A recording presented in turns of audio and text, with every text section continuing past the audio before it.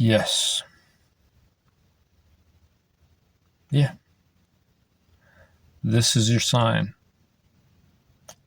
God loves you.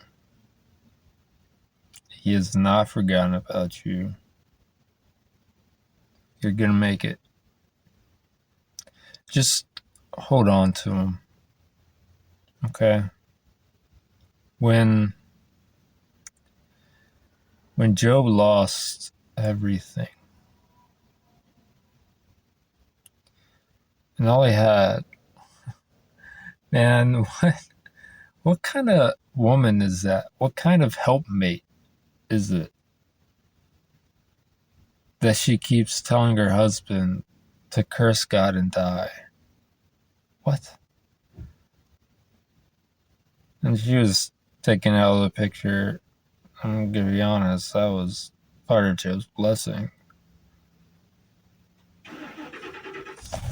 Look, man, I did not plan to go here. Ooh. Sometimes it's the people closest to us that the enemy is using to try to keep us from our blessing and calling. Do you think that Job's story ended like where it leaves off in the Bible? Or do you believe that he went on to do great things with all of his new blessings, with that testimony, with that encounter? That not only did that story inspire and encourage millions, gotta be billions of people throughout the years, but the impact that it had on everyone who knew Job, who he encountered, who had heard of him, who had met people who met Job, even for a moment. Like when you're anointed and you're not just called, but you're chosen and you confirm your call and election. That's what he's talking about. Was it? I think that's First Peter. Confirming your call and election is that when you go through trials, you keep going. You don't curse God and give up. You don't turn back. You continue to run that race to win the prize. That's our role in it. But when you believe God, when you align yourself with the decrees of heaven, when you say, because this is literally me right now, like I don't understand it all, God. Like I don't get what's happening, what's not happening. Like I'm seeing like a little bit more, like, but I don't know how you're gonna show up, but I know you're going to, because I know your character. Yeah, it's been hard. Like if you haven't, go back and watch, my recent videos, especially the one I think called "The Shaking," where I talk about that. It's got the funny picture of me shaking the camera. At least I thought it was funny. Whatever. Sometimes that's all that matters. Sometimes I say off the wall things, and people don't react. It's okay. I'm entertaining myself. I don't care. It's all good. But sometimes I lose track of my thoughts. I have to eat a grape.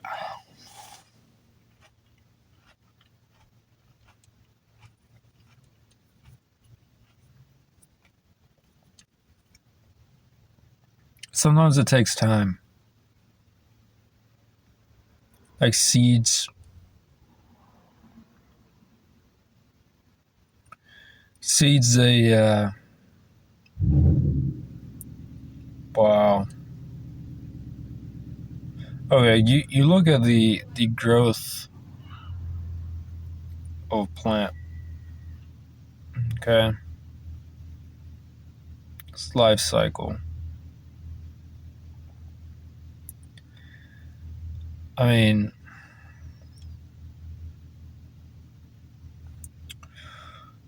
first it looks like nothing's happening. But like before that even, it's like this is where we get into a little bit of the chicken or the egg kind of thing. But anyways, on that whole thing, what came first, chicken or the egg? Well, it takes two chickens to make an egg. And you gotta, the egg did come first, and you gotta have at least two eggs to make any more eggs. Anyways, some riddles I find so silly. But you got seeds inside this grape, right? Well, if you look at it from the perspective of, I don't know what to call it, but you got the flower, right? You know, from this grape's perspective. Um, first there was the bud, right? Then the bud took some time, became a flower. And it was like, wow, beautiful flower. Everything's great. And gets pollinated. Then it's like starts to metamorphosize. That's the word of the day. Metamorphosize. You gotta say it like that. Say it with me now. Metamorphosize. I get weird when I'm tired. But then, you know, it goes through this transformation, kind of like the caterpillar going through the cocoon and chrysalis. I haven't uploaded that video yet. I gotta edit it. That one went long. Probably gotta make it to a couple of different videos. But I talk about that. You know, the caterpillar turning to the butterfly or the moth.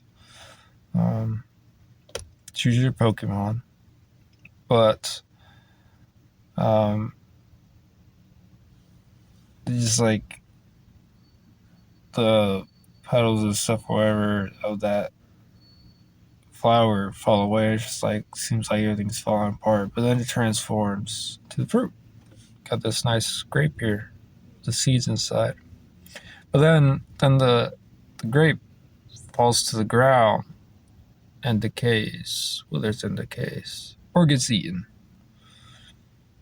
A bird comes along and eats it, and then that actually helps the process because then the seeds get transplanted, put into the ground. But either way, it seems like everything's falling apart. Gets put into the dirt, gets stomped on or whatever, gets buried. Seems like death. But then the rain comes. Oh, thank God for the water. Because you've been in a dry season, a period of drought and doubt. Like I said, this is your sign. Like, God hasn't forgotten about you. Keep the faith, keep going. Because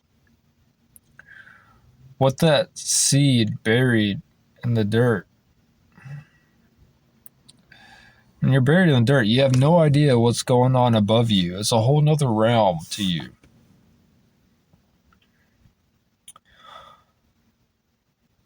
And then that seed starts to break apart.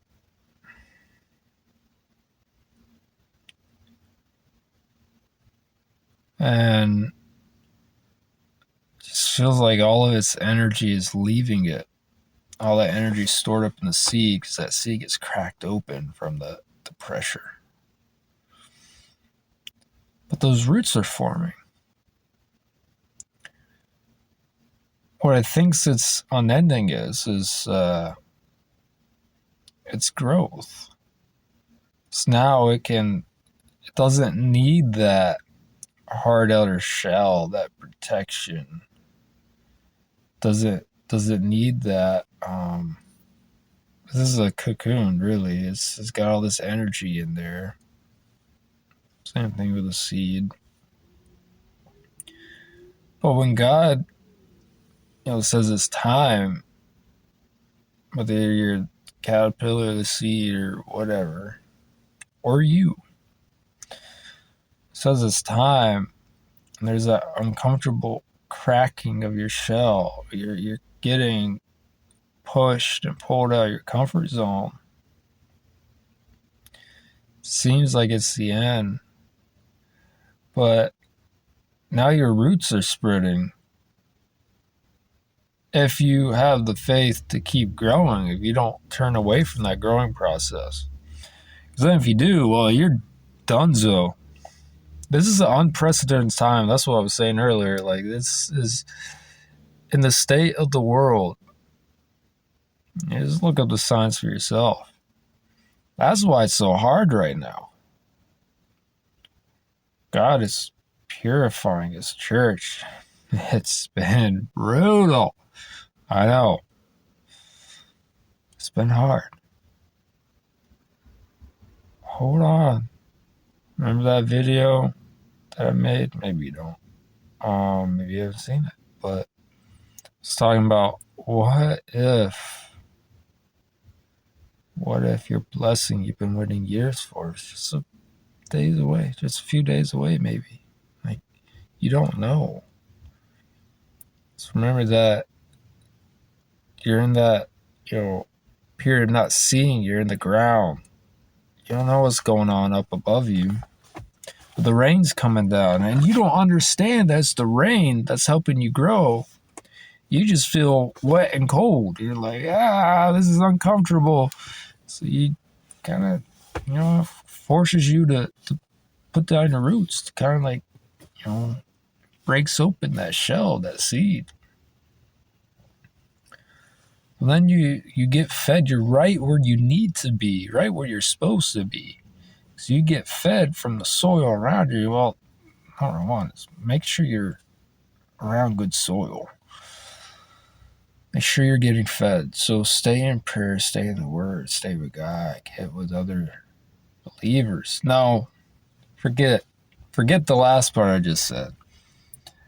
Followers, people who follow Christ, not just hearers of the Word, not just believers of the Word, but people who act upon it.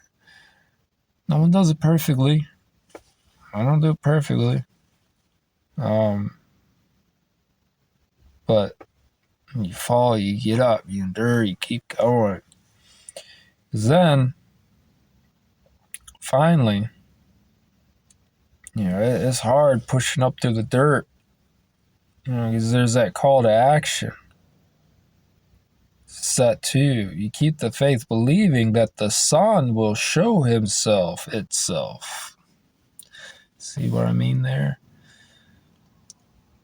You can't see it, but you believe it's there. You push your way up like, I'm going to see the Son. Keep going. Then one day you break free from that dirt and you're like, wow, all of that was needed. All that was needed, because otherwise, if I had terminated this growing process, it would have decayed, withered, and died. But now, then you grow and then you produce more fruit. It's the lesson of the grape. That's what I'm calling this one. All right. I know my videos get long sometimes, so that's it. Love you. Bye.